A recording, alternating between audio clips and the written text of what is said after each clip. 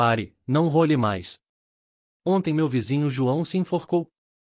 46 anos, 2 faculdades completas, um apartamento no Morumbi. Sabe o que ele escreveu no bilhete? Eu não vivia a minha vida. Por 46 anos, ele seguiu as regras que lhe ensinaram: seja bonzinho, trabalhe honestamente, espere pela justiça. E depois ele morreu com R$ 200.000 de dívida, uma esposa que o desprezava e a certeza de que havia desperdiçado a vida.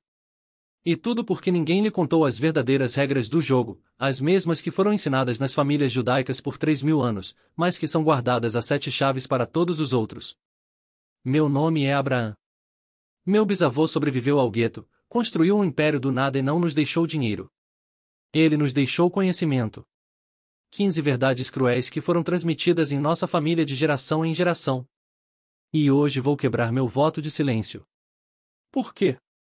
Porque vejo pessoas ao meu redor caindo por ignorância das leis básicas da vida. Pessoas como João, que tinha tudo para ser feliz, mas morreu com um nó na garganta e outro no pescoço. Pessoas que seguem cartilhas criadas por quem nunca precisou lutar pela própria sobrevivência. Pessoas que esperam que a vida seja justa, que o trabalho honesto seja recompensado, que a bondade seja valorizada, e morrem esperando. Mas antes de revelar a primeira regra, faça 3 coisas agora mesmo. Primeiro, inscreva-se no canal e ative o sininho. Segundo, escreva um número de 1 a 50 nos comentários. Esse é o número da regra que você sente que está arruinando sua vida neste exato momento. Vou responder pessoalmente aos primeiros 100 comentários e dar conselhos pessoais direto do Talmud. Terceiro, assista até o final, porque só vou revelar a 15ª regra para aqueles que chegarem até o último minuto. E é essa regra que separa escravos de pessoas livres. Isso vai doer. Tem um ditado na Torá que diz: na verdade dói, mas só através da dor vem a libertação. Você está pronto para deixar de ser uma vítima confortável e se tornar um guerreiro desconfortável? Está pronto para encarar a realidade sem os filtros cor-de-rosa que te venderam desde criança? Está pronto para admitir que tudo o que te ensinaram pode ter sido uma mentira bem-intencionada? Então, pronto, vamos lá. Regra número 1: e ninguém virá para te salvar. Nas famílias judaicas, essa é a primeira coisa que dizem a uma criança quando ela começa a entender as palavras. Nem a mãe, nem o pai, nem Deus, nem o Estado. Ninguém vai te salvar. Você pode rezar, pode esperar, pode ter esperança, mas até você se levantar e andar, você vai apodrecer onde caiu. Eu sei que isso dói. Eu sei que te ensinaram o contrário. Te disseram que se você fosse bonzinho, alguém ia notar.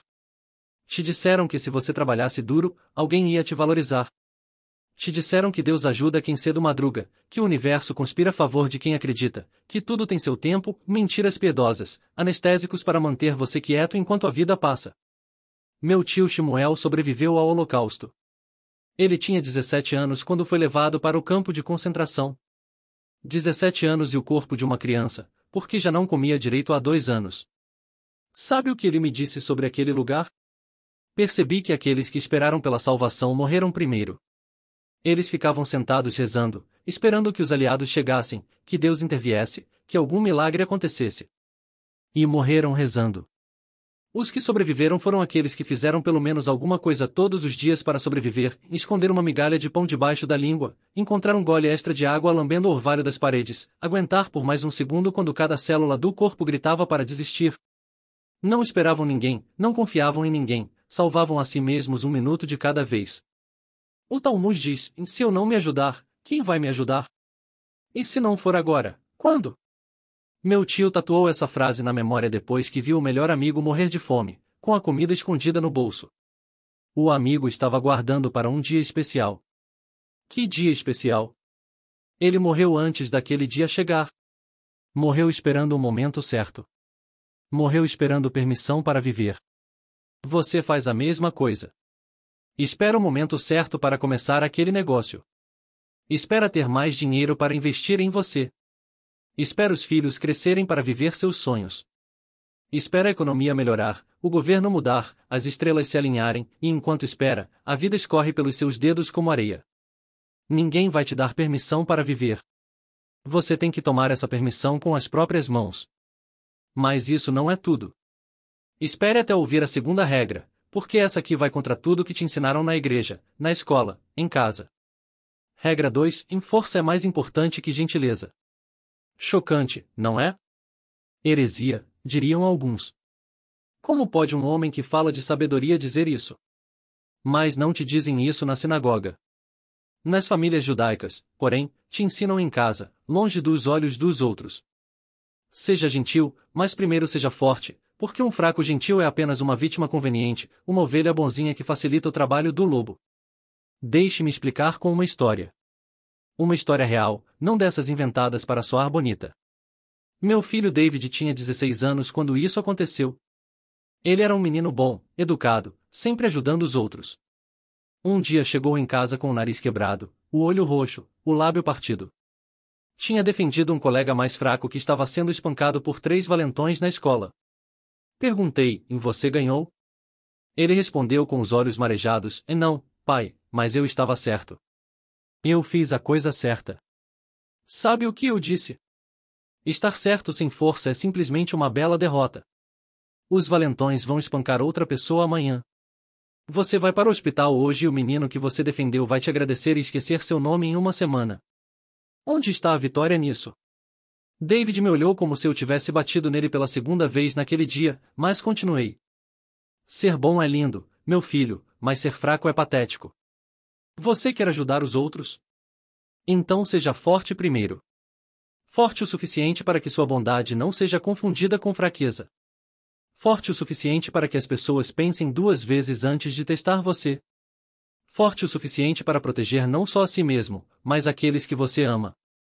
Ele passou os 3 meses seguintes fazendo box todos os dias sem falta. Acordava às 5 da manhã antes da escola e ia para a academia. Socava o saco até as mãos sangrarem, corria até os pulmões arderem. Um pobre justo é meio justo. As pessoas sussurravam horrorizadas. Como ele pode dizer isso? A justiça não depende do dinheiro. Mas ele explicava, como você pode doar para a caridade se mal tem para comer? Como você pode educar seus filhos se não tem dinheiro para livros? Como você pode ser independente nos seus julgamentos se precisa agradar o patrão para não perder o emprego? Como você pode ajudar alguém quando você mesmo está afogando? Parece cínico? Eu entendo. Te ensinaram que espiritualidade e dinheiro são opostos, que você tem que escolher entre ser rico ou ser bom. Mas uma mentira conveniente. Tente ser espiritual quando não tiver nada para sustentar sua família. Tente meditar quando seus filhos estão com fome. Tente ser zen quando o senhorio está batendo na porta, cobrando o aluguel atrasado. Espiritualidade de barriga vazia é hipocrisia de barriga cheia. Os judeus entendem isso há milênios. Por isso fomos comerciantes, banqueiros, empreendedores. Não por ganância, mas por sobrevivência. Porque aprendemos que em qualquer lugar que fossemos podiam nos tirar a terra, podiam queimar nossas casas, podiam até matar nossos corpos, mas não podiam tirar nosso conhecimento e nossa capacidade de gerar riqueza. Essas eram as únicas coisas verdadeiramente nossas. E aqui está o segredo que os rabinos sussurram apenas para os seus. Dinheiro não é tudo, mas a falta dele é. Dinheiro não compra felicidade, mas compra opções. E opções são liberdade. Liberdade para escolher onde viver, como viver, com quem viver. Liberdade para dizer não a trabalhos que destroem sua alma. Liberdade para ajudar quem você ama. Liberdade para perseguir seus sonhos sem pedir permissão a ninguém. Então, pare de romantizar a pobreza. Pare de fingir que dinheiro não importa. Ele importa. Importa muito. E quanto mais rápido você aceitar isso, mais rápido vai parar de se sabotar financeiramente com crenças que não são suas. Mas aqui está o que realmente importa. E é sobre isso que até mesmo os rabinos preferem ficar em silêncio, porque essa próxima verdade é tão dura que a maioria das pessoas prefere viver na ilusão a enfrentá-la. Regra número 5: o amor não é garantido. Nem pelos pais, nem pelos filhos, nem por Deus. Chocante, devastador, bem-vindo à realidade. Nas famílias judaicas não se diz, eu te amo, 100 vezes por dia. Não porque não amamos, mas porque entendemos que amor não são palavras repetidas até perderem o significado. Amor é escolha. E essa escolha precisa ser renovada todos os dias. E nem sempre é. Por quê? Porque amor não são palavras. Amor é uma escolha. E essa escolha pode mudar. As pessoas mudam, as circunstâncias mudam, os sentimentos mudam. E aquele amor que você achava eterno, garantido, imutável, pode simplesmente evaporar como orvalho sob o sol do meio-dia. Meu pai amava meu irmão mais velho mais do que a mim. Isso era óbvio. Não é que ele não me amasse, mas havia uma preferência clara, inegável. O irmão era mais parecido com ele, mais brilhante, mais carismático. Eu era o filho do meio, esquecível, sempre na sombra. Sabe o que eu fiz? Poderia ter implorado por amor. Poderia ter me tornado o palhaço da família, fazendo qualquer coisa para conseguir um olhar de aprovação. Poderia ter me tornado amargo, ressentido, destruído por dentro. Mas não fiz nada disso. Eu me construí sem esperar nada dele. Construí minha própria vida, meus próprios sucessos, minha própria identidade, que não dependia da aprovação de ninguém. E algo interessante aconteceu. Quanto mais eu me construía, menos eu precisava do amor dele. E quanto menos eu precisava, mais ele me respeitava. E quando meu pai estava morrendo, deitado naquela cama de hospital, com tubos saindo de todos os lados, ele não chamou meu irmão, o favorito. Ele me chamou. Segurou minha mão com aquela força que não deveria mais ter e disse: Abraham, você se tornou o que eu queria ser. Forte, independente, completo. Seu irmão ainda precisa de aprovação. Você não precisa de nada de ninguém. O amor chegou, mas eu já não precisava mais dele para me sentir completo. E essa é a grande ironia. O amor vem quando você não precisa mais dele para sobreviver. Quando você está completo sozinho, as pessoas querem estar perto de você. Quando você está desesperado por amor, as pessoas fogem de você. Então, pare de implorar por amor de quem quer que seja. Construa-se primeiro. Torne-se alguém que você mesmo admiraria. E então o amor virá, ou não virá. E se não vier, você estará bem de qualquer jeito, porque você é suficiente. Agora, prepare-se. O que vou dizer agora vai contra tudo que te ensinaram sobre sonhos, esperança e pensamento positivo. E vai libertar você de uma das maiores mentiras do século. Regra número 6: em sonhar sem ação é uma mentira. Havia uma placa pendurada na sinagoga da minha infância, logo acima da entrada. Todos passavam por ela, mas poucos realmente liam. Dizia: reze como se tudo dependesse de Deus. Haja como se tudo dependesse de você. Essa é a abordagem judaica em uma frase. Deus não gosta de gente preguiçosa que fica esperando milagres. Ele gosta de gente que faz acontecer e pede bênção para o trabalho. Tenho um primo, Moisés. Não estou inventando o nome. Ele realmente se chamava Moisés. E a ironia não passa despercebida. Durante 20 anos, ele sonhou em abrir um restaurante. 20 anos. Ele tinha cadernos cheios de receitas, plantas do restaurante perfeito, nomes criativos, cardápios elaborados. Ele falava sobre isso em todo o encontro de família. Alguém perguntava o que tinha de novo. Ele começava em: estou pensando no restaurante, sabe? Ele traçou planos detalhados, criou o cardápio completo com entrada, prato principal, sobremesa. Procurou o local perfeito em 3 bairros diferentes. Fez planilhas financeiras que nunca mostrou para nenhum banco. Desenhou uniformes para garçons que nunca contratou. Sonhou, planejou, visualizou, imaginou, fez tudo menos a única coisa que importava: começar. Ele morreu aos 58 anos de ataque cardíaco, ainda sonhando. O velório foi no mesmo salão onde ele queria abrir o restaurante. A viúva chorando, dizendo: era o sonho dele. Como se sonho fosse suficiente, como se intenção contasse para alguma coisa no final.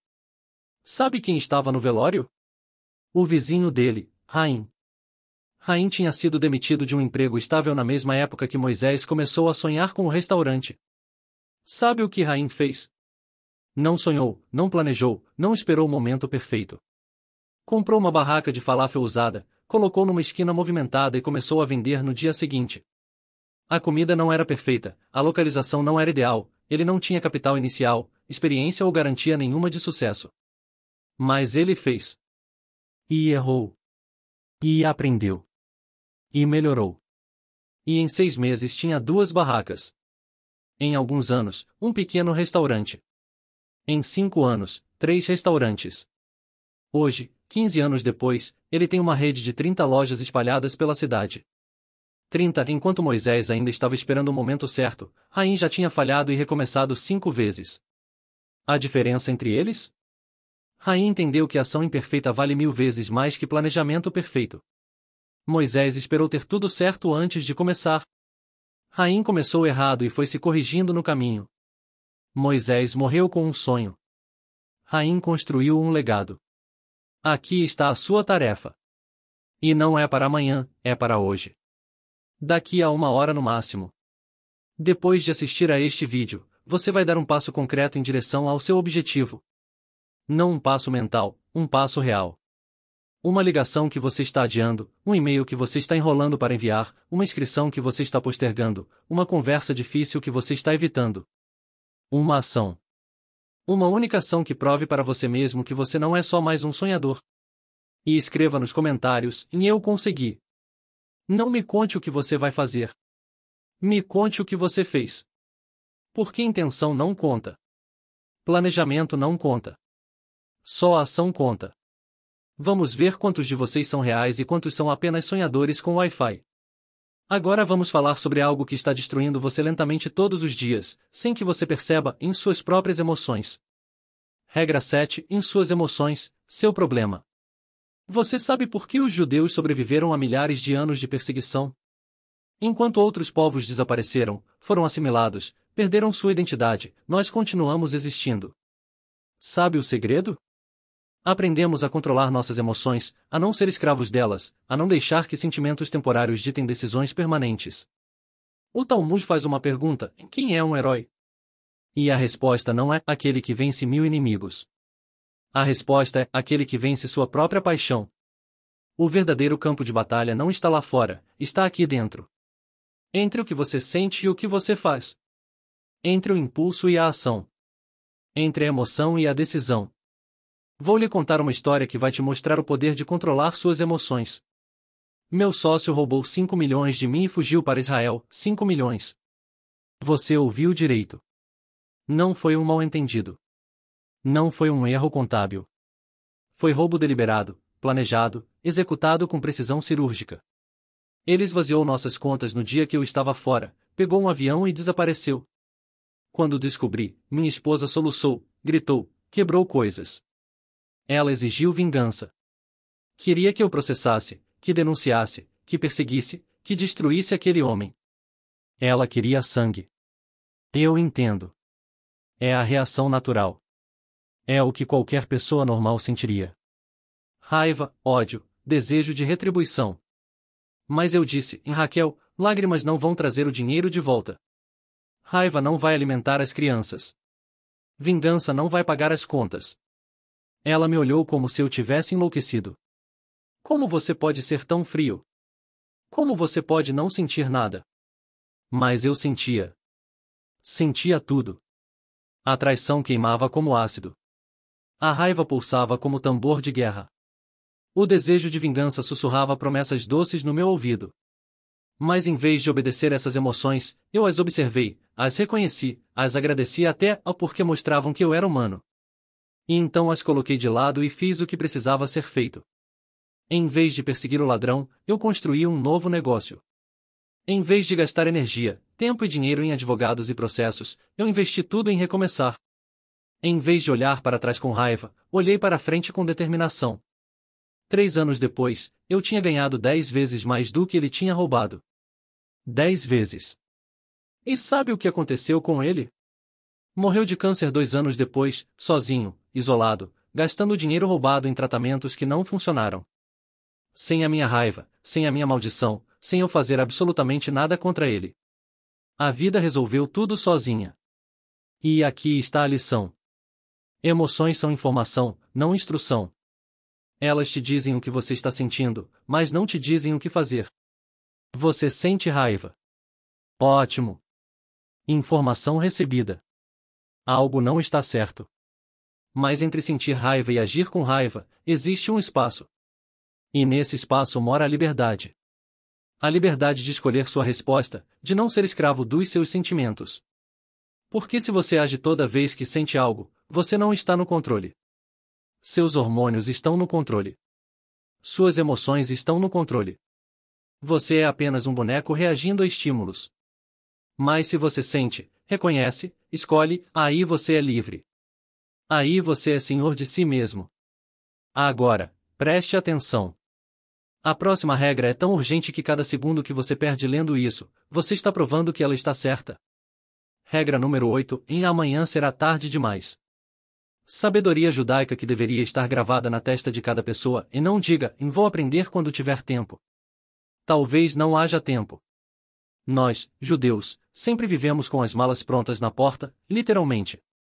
Meus avós tinham uma mala pequena debaixo da cama, sempre pronta, com documentos, joias e algumas roupas. Por quê? Porque sabíamos que o amanhã poderia não chegar. Porque havíamos aprendido da pior forma possível que tudo pode acabar em uma noite. Essa paranoia salvou vidas. Enquanto outros vizinhos diziam, isso nunca vai acontecer aqui, meus avós estavam prontos. E quando aconteceu, e sempre acontecia, eles já estavam saindo pela porta, enquanto outros ainda estavam decidindo o que levar. Minha tia Mira adiou sua viagem a Jerusalém por 40 anos. 40 anos. Desde que era jovem dizia que iria, mas sempre tinha uma desculpa. Quando as crianças crescerem, era a primeira. Quando eu tiver mais dinheiro, era a segunda. Quando minha saúde melhorar, era a terceira. Quando eu me aposentar, era a quarta. Sempre quando, nunca agora. Ela morreu uma semana antes de finalmente comprar as passagens. Uma semana. 72 anos de vida, 40 anos de sonho e morreu uma semana antes de realizá-lo. No velório, encontraram o folheto da agência de viagens na bolsa dela. Ela tinha finalmente decidido. Finalmente estava pronta. Mas a vida não esperou ela estar pronta. Há um ditado nas famílias judaicas que meu avô repetia sempre que alguém dizia, vou fazer isso amanhã. Hoje. Não seja covarde. Não amanhã. Não na segunda-feira. Não quando tiver tempo, dinheiro, coragem, companhia. Hoje. Agora. Porque o amanhã é uma promessa que ninguém pode garantir. Você acha que tem tempo. Você acha que pode adiar. Você acha que sempre haverá uma próxima oportunidade. Mas a vida não funciona assim. A vida é agora. Este segundo. Este momento. E ele já passou enquanto você lia esta frase. E mais um. E mais um. E você nunca mais vai recuperá-los. Então, pare de adiar sua vida. Pare de esperar o momento perfeito. Pare de esperar estar pronto. Ninguém nunca está pronto. Você aprende fazendo, não se preparando. Você cresce enfrentando, não evitando. Você vive tentando, não esperando. Agora vem uma regra que vai te fazer questionar tudo o que te ensinaram sobre justiça, merecimento e o funcionamento do universo. Regra número 9: o mundo é injusto. Aceite isso. Na Torá tem a história de Jó. Ele era o homem mais justo, mais piedoso, mais correto que existia. E sabe o que Deus permitiu que acontecesse com ele? Perdeu tudo. A família, a saúde, os bens, a dignidade. Tudo. Enquanto isso, homens ímpios prosperavam, riam, festejavam. E quando Jó, sofrendo mais do que qualquer ser humano deveria sofrer, teve a audácia de perguntar: e onde está a justiça nisso? Sabe o que Deus respondeu? Onde você estava quando criei o mundo? Tradução. Cale a boca e supere isso. Brutal? Sim. Verdade? Também. O mundo não foi criado para ser justo. Não existe karma instantâneo. Não existe justiça divina garantida. Não existe recompensa automática por ser bom. Essas são historinhas que contamos para crianças dormirem tranquilas. A realidade é muito mais crua. Meu avô fugiu de um pogrom na Rússia. Seu irmão, um bêbado inútil que batia na esposa e negligenciava os filhos, ficou para trás porque estava dormindo uma bebedeira. O avô assumiu que ele tinha morrido. Anos depois, descobriu que o irmão não só tinha sobrevivido, como tinha herdado toda a propriedade da família, porque era o único que ficou. Ficou rico da noite para o dia. Enquanto meu avô passava fome na América, seu irmão bêbado vivia como rei. Onde está a justiça nisso? Em lugar nenhum. Mas aqui está o resto da história. Meu avô construiu um negócio nos Estados Unidos do zero. Começou vendendo trapos de porta em porta. Dormia no chão, comia uma vez por dia. Juntou cada centavo, investiu, reinvestiu. Em 20 anos tinha 5 lojas. Em 40 anos era um dos homens mais respeitados da comunidade. Morreu rico, cercado de família que o adorava, deixando um legado que sustenta nossa família até hoje. O irmão bêbado bebeu toda a herança em 5 anos. Toda. Morreu aos 42 anos em uma vala, afogado em seu próprio vômito, sozinho, odiado até pela própria sombra. Então, onde está a justiça? Não no mundo. No resultado. Não a curto prazo, a longo prazo. Mas o mundo não entregou justiça. Meu avô criou sua própria justiça com escolhas.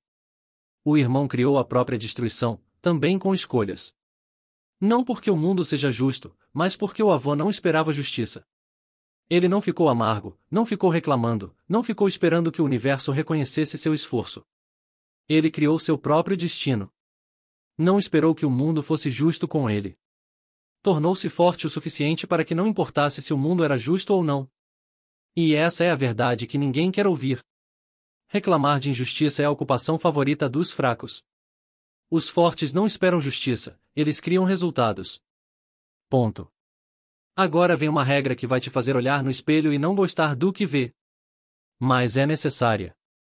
Necessária e libertadora. Regra número 10. Você se cria ou se destrói todos os dias com cada escolha. No Yom Kippur, o dia mais sagrado do calendário judaico, tem uma parte da cerimônia que impressiona até os não religiosos. Os judeus batem no próprio peito uma lista de pecados. Mentimos, roubamos, invejamos, orgulhamos. Bate, bate, bate no peito. Sabe por quê? Para lembrar que o inimigo está dentro, não fora. Não é o governo que está arruinando você. Não é a economia. Não é seu chefe. Não são seus pais. Não é sua infância difícil. Não é a falta de oportunidades. É você. Suas escolhas. Seus hábitos. Suas desculpas. Seus medos. Seu eu de ontem criou seu hoje. Seu eu de hoje está criando seu amanhã. E se você não gosta do que vê, a culpa é sua. Mas a solução também é sua. Meu irmão mais novo, Isaac, era um gênio. Sem exagero. Aos 15 anos, ele resolvia problemas matemáticos de nível universitário de cabeça. Professores diziam que ele seria o próximo grande cientista. Universidades disputavam ele com bolsas. O futuro era tão brilhante que machucava o olhar. Aos 25, ele era viciado em drogas. Aos 35, morreu debaixo de uma ponte, sozinho, sem ninguém para identificar o corpo. Demoramos 3 dias para descobrir que era ele. De quem é a culpa? Dos pais que o amavam e davam tudo? Dos professores que o incentivavam? Dos amigos que tentaram ajudar 1000 vezes? Da sociedade que não entende gênios? Não. Ele escolheu. A primeira vez que experimentou cocaína para melhorar a concentração. Ele escolheu. A 10ª vez que prometeu parar e não parou. Ele escolheu. A 100ª vez que mentiu para a família. Ele escolheu. Cada dose, cada mentira, cada vez que escolheu o prazer temporário sobre o bem-estar permanente, ele estava se destruindo. Uma escolha de cada vez. Não foi um dia, não foi uma decisão. Foi uma espiral descendente de milhares de pequenas escolhas, cada uma dizendo, hoje não importa, amanhã eu paro. Essa é a última vez. Até que não havia mais amanhãs. E você faz a mesma coisa. Não com drogas, talvez, mas de outras formas. Cada vez que escolhe Netflix em vez de trabalhar no seu projeto. Cada vez que escolhe comida lixo em vez de cozinhar algo decente. Cada vez que escolhe reclamar em vez de agir. Cada vez que escolhe o caminho fácil, em vez do caminho certo. Você está se destruindo devagar, silenciosamente, mas tão certamente quanto Isaac. Porque você não é destruído por uma grande tragédia. Você é destruído por 1000 pequenas concessões, 1000 pequenas desistências, 1000 pequenas vozes, dizendo, hoje não importa. Só mais uma vez. Eu mereço descansar. Até que sua vida inteira seja feita de concessões e desistências. E você acorda aos 50 percebendo que não viveu, apenas existiu. Então, escreva agora nos comentários e assuma a responsabilidade por tudo. Pelo bom, pelo ruim, pelo que deu certo, pelo que deu errado. Assumo que sou autor da minha vida, tanto da tragédia quanto do triunfo. Porque só quando você assume total responsabilidade é que você ganha total poder, o poder de mudar. Enquanto você culpa os outros, você é impotente. Mas quando você assume a culpa, você também assume o controle. E esse controle é a coisa mais valiosa que você pode ter. Agora vem uma regra sobre força verdadeira. Não a força que o mundo vê, mas a força que ninguém testemunha. Regra 11. O forte chora em segredo. Você sabe distinguir um judeu de verdade de um exibicionista? Um exibicionista chora em público, posta sua dor no Instagram, dramatiza cada pequeno problema, faz performance de sofrimento. Um judeu de verdade sorri durante o dia e chora no travesseiro à noite. Sangra por dentro, mas não dá esse gosto aos inimigos. Não mostra fraqueza porque sabe que fraqueza atrai predadores. Meu pai perdeu tudo na Segunda-feira Negra de 1987. Tudo. Décadas de trabalho evaporaram em um dia. O negócio que ele construiu, tijolo por tijolo, desapareceu. Os investimentos zeraram, a casa hipotecada, os planos destruídos. Ele tinha 43 anos e estava de volta ao zero.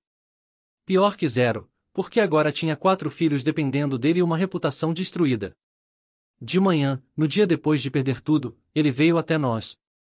Nós 4 estávamos sentados à mesa do café em silêncio, porque até crianças sentem quando algo terrível aconteceu. Esperávamos lágrimas, esperávamos desespero, esperávamos pelo menos uma explicação dramática. Mas ele entrou sorrindo. Não um sorriso falso, um sorriso genuíno que iluminava os olhos e disse: hoje vamos começar um novo jogo. Quem consegue inventar o melhor negócio do nada? Vamos fazer uma competição. O vencedor ganha sorvete no domingo. Rimos. Pensamos que era brincadeira, mas ele estava falando sério. Passamos a manhã toda inventando ideias malucas de negócios. Meu irmão sugeriu vender limonada. Minha irmã sugeriu fazer pulseiras. Eu sugeri lavar carros. Meu pai anotou tudo, como se fossem ideias de um conselho empresarial bilionário. Nos sentimos importantes, nos sentimos empolgados, nos sentimos seguros, mesmo sem entender por que não deveríamos nos sentir assim. Só 20 anos depois, no funeral da minha mãe, ela me contou o resto da história. Naquela noite depois que colocou todos nós para dormir, meu pai trancou-se no banheiro e chorou como uma criança. Chorou tão alto que minha mãe ficou com medo que acordássemos. Ele socou a parede até os nós dos dedos sangrarem. Gritou para Deus, para o universo, para o vazio. Deixou sair toda a dor, todo o medo, todo o desespero. Mas fez isso sozinho, longe dos nossos olhos. Porque pela manhã, ele precisava ser uma rocha. Pela manhã, ele era nosso herói novamente. Porque herói não é aquele que não cai. Herói não é aquele que não sente dor. Herói não é aquele que é forte o tempo todo. Herói é aquele que cai em particular e se levanta em público. Aquele que sangra sozinho, mas sorri para aqueles que dependem dele. Aquele que carrega o peso do mundo nos ombros, mas não deixa ninguém ver o quanto ele está pesado. Essa é a força verdadeira. Não a ausência de fraqueza, mas a escolha de onde e quando mostrar essa fraqueza. Não reprimir emoções, mas direcioná-las. Não fingir que está tudo bem, mas garantir que aqueles sob sua proteção acreditem que vai ficar tudo bem, até que realmente fique. Meu pai reconstruiu tudo em 8 anos. 8 anos de trabalho brutal, de noites sem dormir, de sacrifícios que nunca mencionou. E quando finalmente voltou ao topo, quando o negócio estava prosperando novamente, alguém perguntou: como você aguentou depois de perder tudo? Ele respondeu: eu não aguentei. Eu quebrei. Mas ninguém precisava ver isso. Não vá embora agora. A próxima regra sobre o preço de cada escolha vai te fazer repensar tudo o que você quer na vida. Regra 12: em tudo tem um preço. E você não pode negociar. Você só pode escolher qual preço está disposto a pagar. Se você quer ser rico, vai pagar com solidão, porque enquanto seus amigos estão festejando, você está trabalhando. Vai pagar com insônia, porque seu cérebro não desliga quando há decisões a tomar. Vai pagar com relacionamentos perdidos, oportunidades sociais sacrificadas, conforto adiado. Se você quer uma família feliz, vai pagar com liberdade. Não pode mais fazer só o que quer quando quer. Vai pagar com concessões, porque casamento e filhos exigem que você ceda, negocie, sacrifique. Vai pagar com preocupação constante, porque agora existem pessoas cujo bem-estar importa mais que o seu. Se você quer paz, vai pagar com ambição, porque ambição é guerra constante. É nunca estar satisfeito. É sempre querer mais, conquistar mais, ser mais. Paz exige que você aceite onde está, e isso significa abrir mão de onde poderia estar. Na tradição judaica, isso se chama balança, a balança da vida. Você não pode colocar tudo em um lado sem tirar do outro. Você não pode ter tudo. Nunca pode. Nunca vai poder.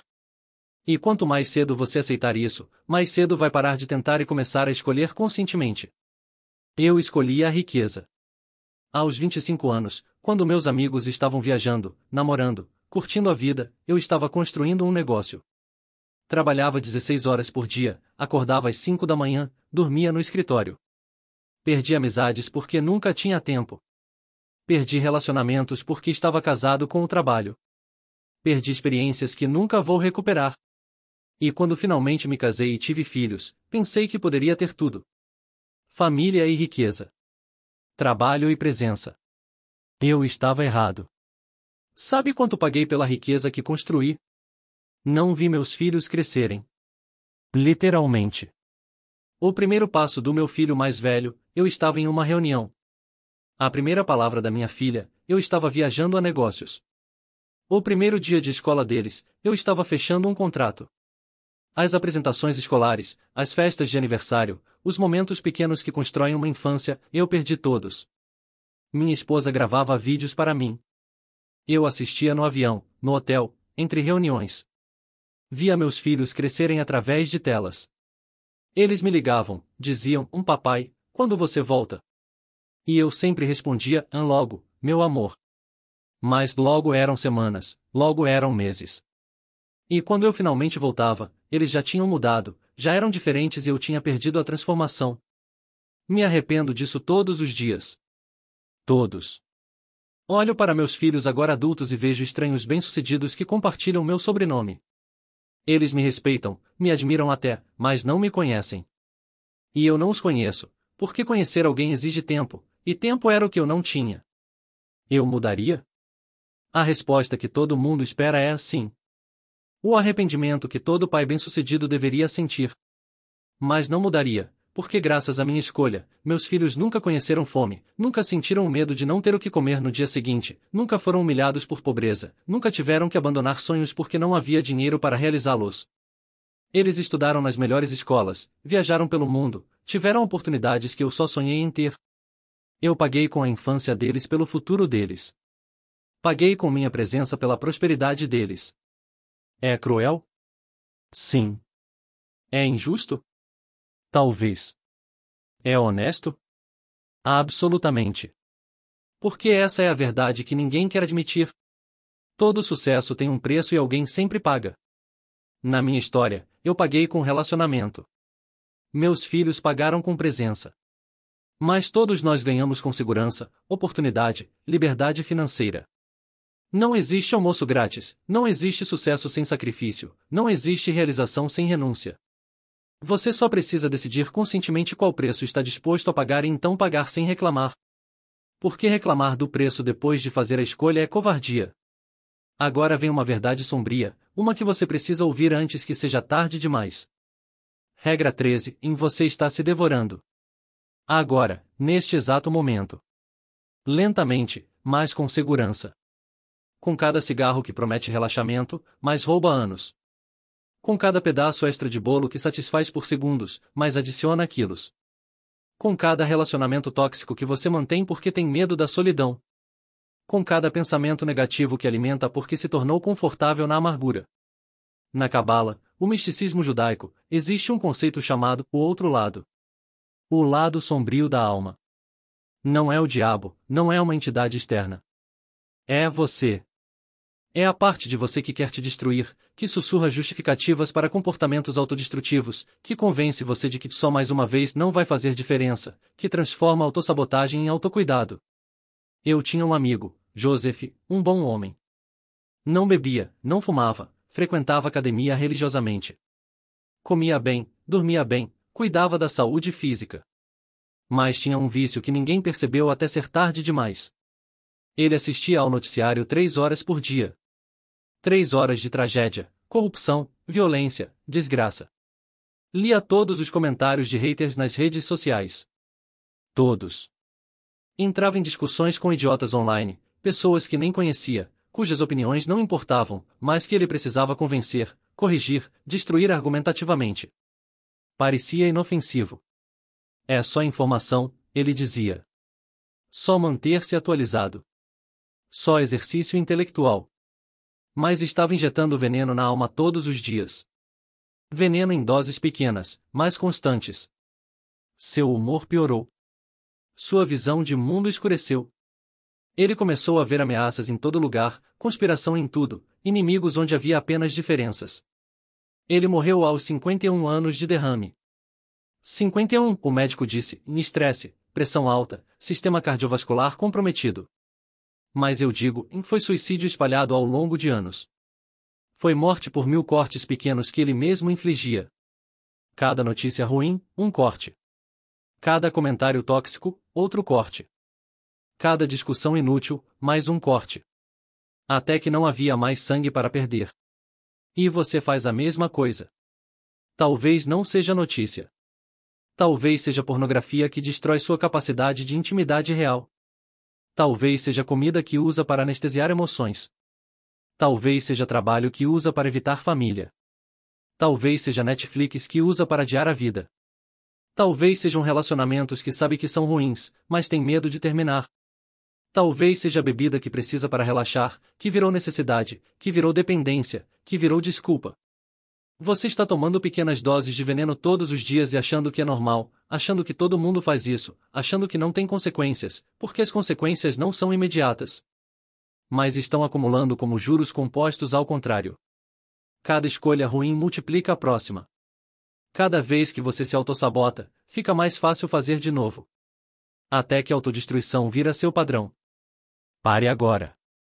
Identifique seu veneno. Seja honesto consigo mesmo sobre o que está te matando lentamente. E pare antes que seja tarde demais.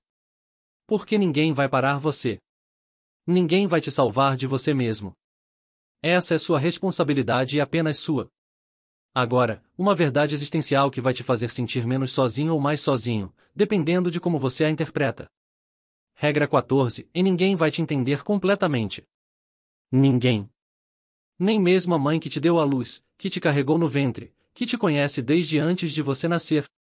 Nem mesmo a esposa que dorme ao seu lado todas as noites, que vê você em seus momentos mais vulneráveis. Nem mesmo os filhos que carregam seu DNA, sua aparência, suas maneiras. E aqui está o mais assustador. Nem mesmo você se entende completamente. Quantas vezes você fez algo e depois pensou, por que eu fiz isso? Quantas vezes você reagiu de forma que não esperava? Quantas vezes você se surpreendeu com seus próprios sentimentos, pensamentos, escolhas? Se você não se entende totalmente, como pode esperar que outros entendam? No misticismo judaico existe o conceito da alma extra. A alma adicional que recebemos no Shabat. A ideia por trás é que cada alma é tão única, tão individual, tão singular, que até Deus criou cada uma separadamente. Não em massa, não em série. Uma por vez, com atenção total. Por isso, você é único a ponto de sentir solidão existencial, porque literalmente não existe ninguém exatamente como você. Nunca existiu, nunca existirá. Essa é a bênção e a maldição da individualidade. A bênção é que você é especial, único, insubstituível. A maldição é que você está fundamentalmente sozinho em sua experiência de ser você. Ninguém jamais vai sentir o que você sente exatamente como você sente. Ninguém vai entender seus medos, seus sonhos, suas motivações da forma exata que você entende, porque ninguém está vivendo dentro da sua cabeça. Aceite isso. Não como tragédia, mas como realidade. Pare de procurar a alma gêmea que vai te completar, que vai te entender perfeitamente, que vai preencher o vazio. Essa pessoa não existe, nunca existiu.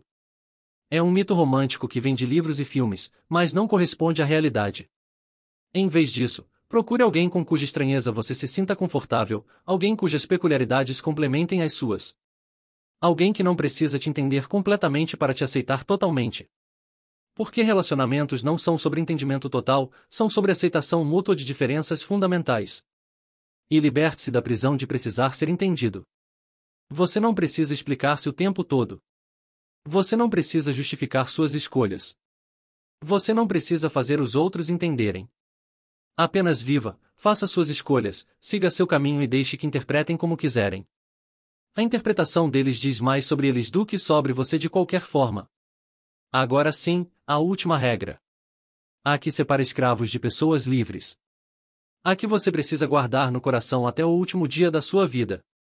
Regra 15. O tempo é a única moeda verdadeira. Não reais, não dólares, não Bitcoin. Tempo. Na tradição judaica existe uma oração chamada o tempo das nossas vidas. É recitada em momentos especiais e nela não agradecemos pelo dinheiro. Não agradecemos pela saúde, embora seja importante. Não agradecemos pelo sucesso. Agradecemos pelo tempo.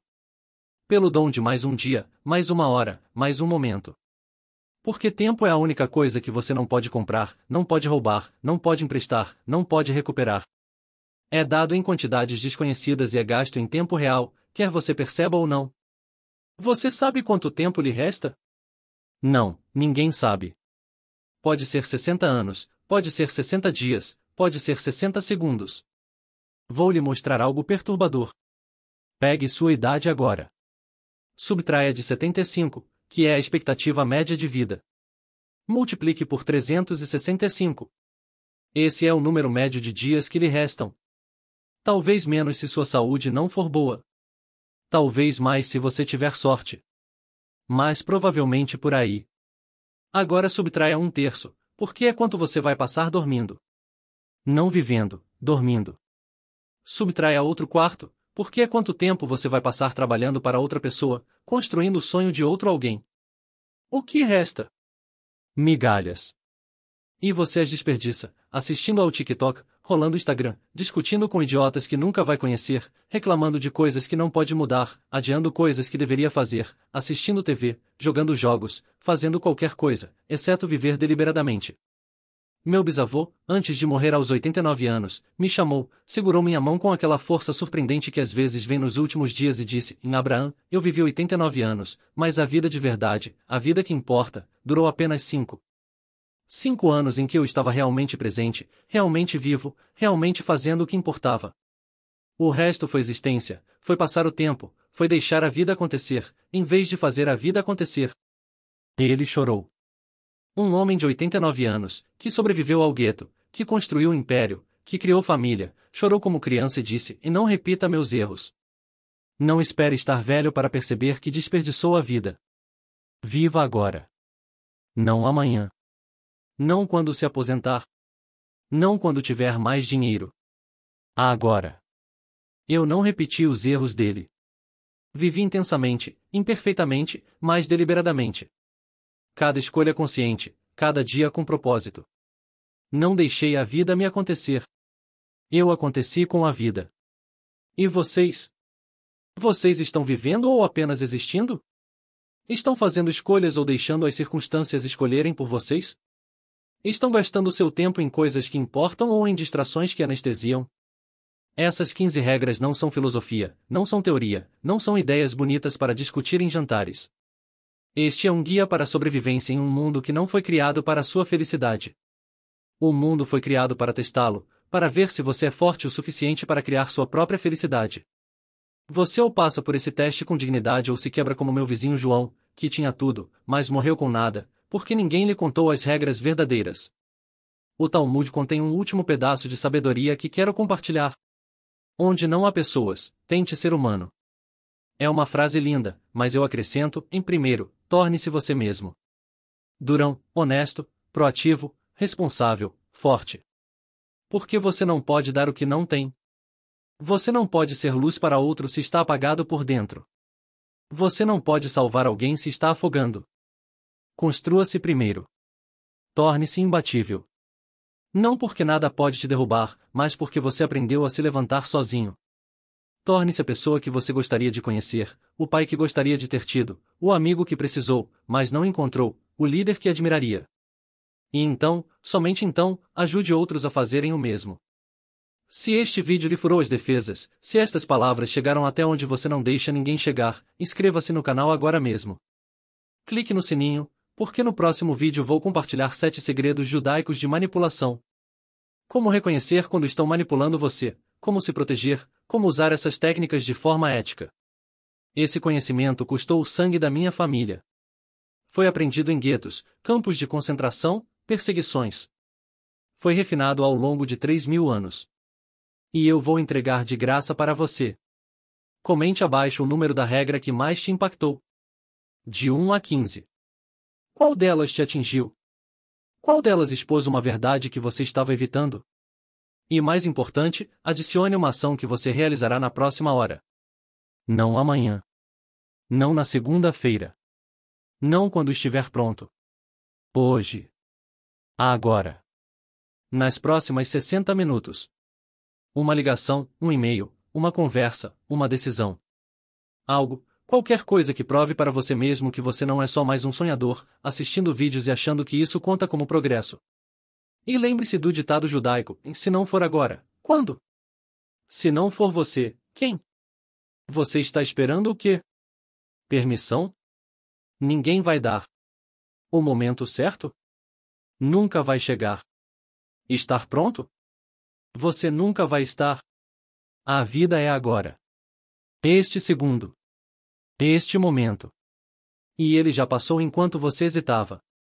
Não deixe mais segundos escaparem. Última tarefa, a mais importante. Envie este vídeo para uma pessoa que mais precisa. Aquela pessoa que você ama e que está desperdiçando a vida, que está esperando, que está se sabotando, que está quebrada, mas fingindo estar inteira, que precisa ouvir estas verdades tanto quanto você precisou. Você pode salvar a vida de alguém, literalmente. Como eu não consegui salvar o João, que se enforcou porque ninguém lhe disse que a vida tem outras regras além das que nos ensinam. Não deixe que sua omissão custe a vida de quem você ama. Compartilhe agora. Shalom. E lembre-se sempre, o mundo não lhe deve nada, mas você deve tudo a si mesmo. Você é o criador da sua vida ou a vítima dela. A escolha sempre foi sua e sempre será.